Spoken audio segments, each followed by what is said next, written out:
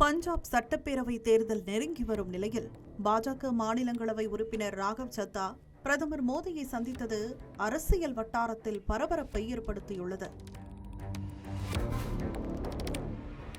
ஆம் ஆத்மி கட்சியிலிருந்து விலகி பாஜகவில் இணைந்த பிறகு முதன்முறையாக பிரதமர் நரேந்திர மோடியை மாநிலங்களவை எம்பி ராகவ் சத்தா நேரில் சந்தித்து ஆசி பெற்றுள்ளார்.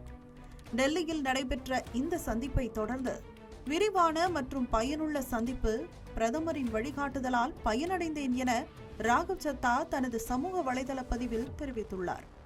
சந்திப்பில் என்னென்ன விஷயங்கள் பேசப்பட்டன என்பதை ராகவ் சத்தா வெளிப்படையாக தெரிவிக்கவில்லை.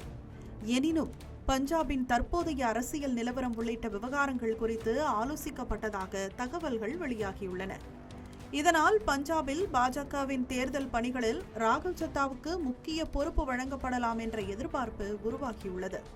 குறிப்பாக அமிர்தசரஸ், லூதியானா, ஜலந்தர் போன்ற நகர்ப்புற பகுதிகளில் அவரது அரசியல் செல்வாக்கை பாஜக பயன்படுத்தக்கூடும் என கூறப்படுகிறது.